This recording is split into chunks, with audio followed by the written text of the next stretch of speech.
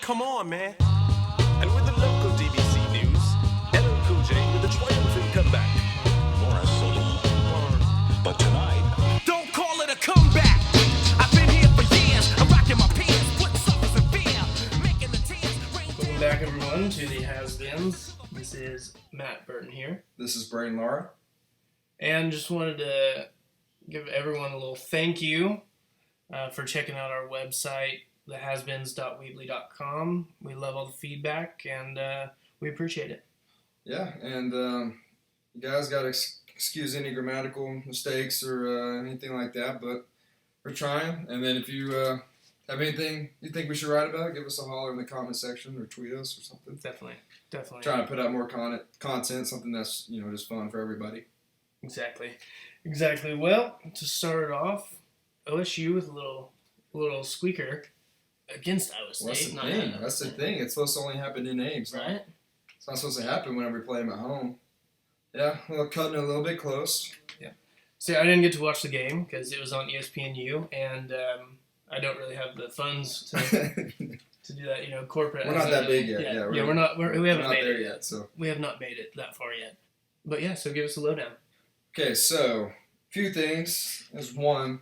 We hadn't had a bye week yet, and I know we got a lot of players really banged up against Texas because Texas is a very physical team. We had a lot of guys hurt. Jordan Stearns, our best player on defense, was out completely, and we know when your secondary is already kind of struggling, you need your leader, and he's like the leader of the defense, maybe even the team. So him being out hurt us.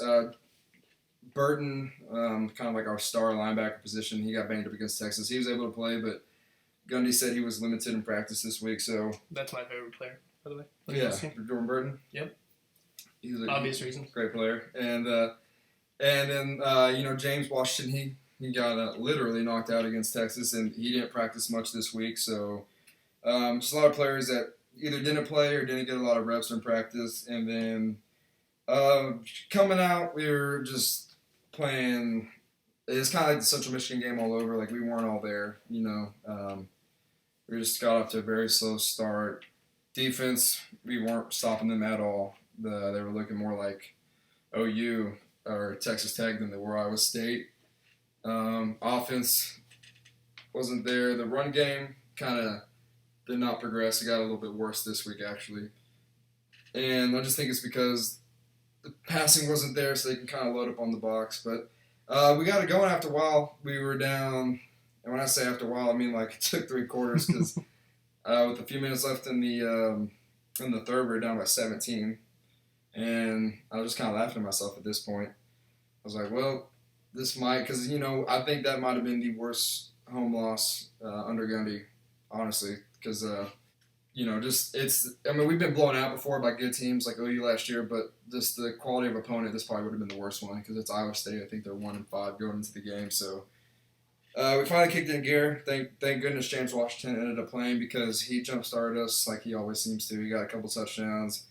Defense stepped it up. Iowa State's last 5 or 6 drives resulted in like interceptions or punts or turnover on downs, and we had 24 unanswered points. So as the popular saying is in the Big 12, a win's a win, and I'll take it. Live to fight another week. Well, actually, we got a bye week this week, so get those players healthy, and then get ready for mighty Kansas Jayhawks. There you go. But and then another thing is, once the offense did keep going, like Mason, he got it going. It's just we just got to get off to faster starts, kind of like we did against Texas. If you get off to a fast start, it just puts you in a way better position. And last year we saw OSU fall behind a lot, and even though we do have an offense that can afford to fall behind and come back and win, that's only against kind of inferior opponents. Mm-hmm. That's not going to work against TCU or OU. So you'd like to see him just start off with the foot on the pedal from the beginning. But like I said, 4-2, so I'll take it. Undefeated not undefeated in conference, but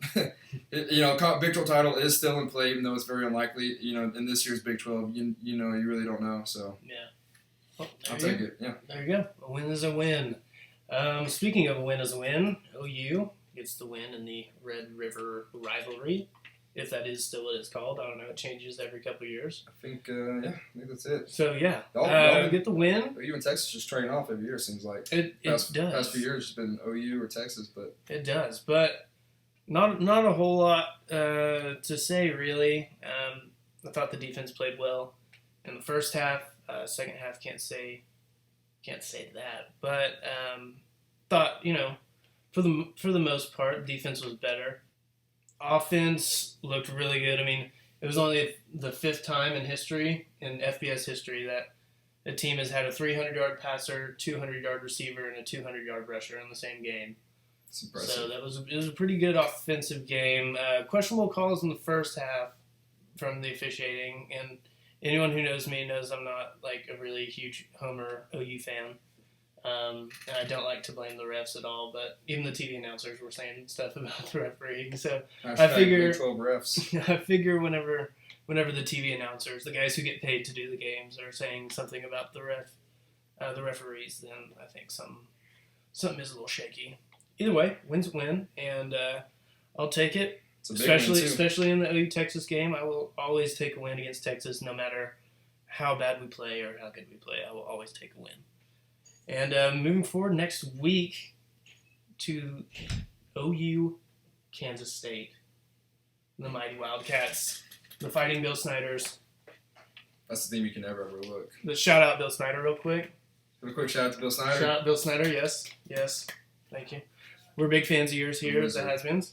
We are big fans. K-State looking like one of the best defenses in the Big 12. And they always have a good defense, too. Exactly. Plus, they're always come ready to play. They always seem prepared, which, you just have to chalk it up. Good coaching, Bill Snyder, one of the best doing it, and has been for a while. And, look for a couple of things, little minor improvements on defense. Linebacker play really hasn't been too great this year, so I want to see guys like Jordan Evans step up and kind of play better, kind of play what we expected them to play like at the beginning of the year. And the thing about Kansas State is their offense is like unlike any other team in the Big 12, because they can do they use double tight end sets, more pro sets, but they can also spread it out. So even though they're not ever really a dynamic offense, I know a few years ago whenever OSU was playing Stanford in the Fiesta Bowl, the players were saying that the only way they could really prepare was they had to kind of go back to the Kansas State game, because everyone else in the Big 12 was running all these spread offenses and air raids, and at Kansas State it's just kind of tough to prepare for, because you only see a team like that once a year if you're in the Big 12. Yeah. And they're 4-2, I think, but they lost at Stanford. I know Stanford's really not looking like anybody thought they would look this year, but it was at Stanford and they held that until the very end. They were in a position to win, and then they lost by 1 to, I think, at West Virginia, and that's a Dana Holgorsen offense. So, their defense is really had West Virginia beat too. So, they scare me a little bit. That's for sure. I think Kansas State will scare anybody just because you never know. They'll always come in prepared, and if you're not, not ready to play that game, 2-game win streak in Norman too. Mm-hmm. That does not happen. So I know. So we will see. We will see. Maybe OU will use that as some motivation. But Braden, we'll start with you. Who you got? OSU's going to beat by, so we got that. I hope so. Yeah. You went up again on me. I got a nice lead. I was about to say I got a comfortable lead. You got a lead. nice lead. I'm going to keep it going. You got a nice lead. I said at the beginning of the year Kansas State would be a dark horse in the Big 12, but I don't know with their quarterback play. Just ever since Colin Klein, they haven't really had that quarterback to step up and make plays. But it's Kansas State, and I've seen them overcome worse odds. With that being said, I'm gonna go OU, and I can see it's being one of those things where OU just opens the door and blows them out. But I'm gonna say it's a little bit not close, but closer than maybe some people might think. So I will go OU even though I get the games right, I get the scores way wrong, way wrong. Man, I'll say OU 38, Kansas State 28. Nice, I like it. Respectable. I'm gonna go OU as well. I know you have a huge lead on me, but I figure that lead's gonna probably hold the rest of the year. So I'm gonna go OU as well. I'm gonna go 45-35, and these Sooners on top. So MLB playoffs going on right now. The Blue Jays getting by the Rangers. Sorry to all you Rangers fans out there, but yeah, the Blue Jays got out their brooms and just swept it up. You see that sign someone had in the game last night that said, "Rather be punched in May than knocked out in October"? Oh, that's classic. Sign. That is classic. Man, the Blue Jays, that's a scary offense. They have everyone on that team can hit a home run, it seems like, and do so like in clutch times. I didn't think it'd be a sweep because, Texas has been just killing it lately. Yeah. But, yeah, that was a good win for the Blue Jays. And then the Indians, I picked the Red Sox to win that series, and the Indians are just kind of handling business. I did too. In Game 3's tonight. The Red I had Sox the right Red now, Sox. actually. I had the Red Sox in my World Series, so that's not very good. Yeah. I also had the Giants in my World Series, so that's not looking very likely either. Ooh, okay, so like we say, we record these on Mondays. It's 4-3. The Indians are up with 2 outs in the bottom of the ninth. So we'll see. They win this. They win the series. While this is going on, let's see. Okay, it's time. Putting off for a couple minutes, but weekly Cubs update. There you go. Listen, I'm so hesitant, as I've said last week, to really get my hopes up too much, and being superstitious like both Matt and I are. We know the even year success the Giants have had, but the Cubs are up 2-0 in the series. Game 3 is tonight. Bumgarner versus Arrieta. Such a great matchup. Oh my goodness, that's a great matchup. Isn't this awesome? We got Bumgarner versus Syndergaard. Now we're getting Bumgarner versus Arrieta. And I think the Cubs are going to win the series, but I don't think we're going to win tonight because it's Bumgarner. And what was the stat again? He hasn't given up a run. He hasn't given up a run in an elimination game. And if that's not clutch, I don't know. 23 innings without giving up a run. That's like MJ level right there. I expect a really close game. I expect maybe like a 3-2 type game. But I think the Cubs are going to win the series. They've been looking really, really good. It's, the offense is, the first night the offense kind of struggled, but you did what you had to do to get him. Javi Baez, he's going to be a game changer. Oh, yeah. Kind of like last year, we had Kyle Schwarber come in and get those runs when you needed those hits, but I think that's going to be Baez this offseason, or this postseason. That's what I was saying to my dad and grandpa the other day. I said, how much better would this team be if they had Schwarber's right back into? Oh, my goodness. Whenever he goes up, you just think every time he's going to knock it out. Yeah, I'm excited to get him back next year already. But and then Dodgers, Nationals. I don't know who I had that. Dodgers? Yeah, I think I had the Dodgers. I had the Dodgers too. I had Dodgers, Giants in the NL. Which would be a great matchup just because the rivalry there. Right. But who won that today? They played earlier, Game 3. So Nationals won. So it's a 2-1 lead. So playoffs are pretty exciting, or at least in the NL. AL has kind of been sweeps, it looks like. But nothing quite like October baseball. There's nothing. So when the team's good. Exactly. Listen, I had to sit back and watch for like the past decade, so it feels good to have a team you think can win it. Definitely. Well, you know what time it is. Let's get a quick shout out to Christina Applegate one time again. We love you, Christina. We love you. You're our motivation behind this. Yes, definitely.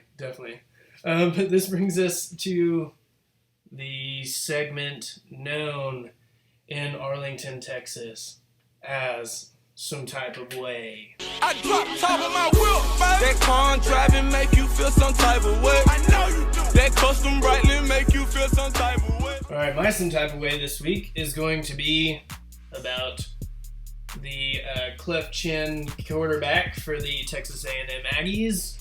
That is Trevor Knight. Oh man, Trevor, you had so many opportunities at Oklahoma to play like you have been. Tony Jefferson dubbed you the next Johnny Manziel. We were all hyped. And then the Trevor Knight train went to the top of the mountain. It climbed Mount Everest in the Sugar Bowl that night in New Orleans. I was there for it. That night was magic. It was magic. And we had our Casablanca moment, Trevor Knight. We did. We will always have New Orleans. Just like in Casablanca, we'll always have Paris. We will always have New Orleans, Trevor Knight. And now you do this? Now you play like Alabama Trevor Knight every week at Texas A&M. You know what? Oh my goodness! It makes me so mad. 6-0 start since It makes me so mad. 94. It makes me so mad, but I'm rooting for the guy. I'm rooting for the guy. I hope Trevor Knight has so much success at A&M. Sometimes you just need to change the scenery. Sometimes you do. Sometimes you do. Maybe something obviously just wasn't clicking because we had the Alabama game when he had DirecTV, and the rest of the time he had basic cable. That's why he transferred. He's like, I want to play them again. I want DirecTV. He's like, I'm tired of the. I want DirecTV again. That's what I'm saying. But no, seriously, all the best to Trevor Knight, because still always going to be a Sooner. So that's good. That's good. Good for him. I saw on ESPN.com they were doing their weekly bowl projections, and I don't know who it was, which one of them had it, but one of those guys had A&M in the Sugar Bowl going against none other than OU, Ooh, which is looking saucy. very real, especially OU going because the playoffs are a little bit out of reach for OU at the moment, but the winner of the Big 12 goes to the Sugar Bowl now, I think, and if A&M can, keep it to 1 or 2 losses, they might go, and boy, I know what you're talking about. I mean, that's like a storybook ending right there. Trevor Knight against OU in the Sugar Bowl. That's true. And then it's like where it all started for him. Yeah. But I don't know. If we do match up with them, they are going to beat us because it almost writes itself. That story almost writes itself. Yeah. So I did not think A&M would be this good. Partly because he was exactly, and we saw him 2 years of it. Yeah, I mean, so yeah, but it is a good story. It is a good story. Good for him. I'm rooting for him. I watched the A&M Tennessee game, and I'm happy for him. Just wish he could have done that every week for us. Yeah, but it's okay. It's okay. I'm not salty. Or is that against Baylor? I'm not salty, but it'll be okay. Braden, what's got you feeling some type of way? All right, so something's just happened while we're recording to give B. Lara his inspiration for some type of way. B. Lara, let's hear it. So we're sitting here in the studio, and we have the Cubs-Giants game on, and as I just talked about, Bumgarner's pitching, and he hasn't given up a run in like an elimination game in like 26 innings or something like that. And we're watching this, and the Cubs are up to bat, and Jake Arrieta hits a 3-run home run off Madison Bumgarner. The game's in San Francisco. I lost it. Matt lost it. Yes. We both lost it. It was a great moment. I tell you, this is the funnest team I've ever watched. And I don't want to get ahead of myself. It's like a lot of game left to be played as I'm speaking on this now. I think there's like about 5 or 6 innings left. But that's just, that in and of itself is great. It just kind of shows you how this Cubs team has been all year. And then the fact that Jake Arrieta, who is a pitcher, but he's one of those pitchers that he's dangerous, just like Madison Bumgarner. When he hit that 3-run home run, I lost my mind. I love this team so much, and we're playing perfect at the right time of year. So that has me feeling some type of way. There you go. There you go. It's awesome. Literally right as we were recording, we had to pause to freak out a little bit. So yes, it was awesome. It was awesome. But that about does it for us. We are the has-beens. Wish we could go longer, but we can't because we are has-beens.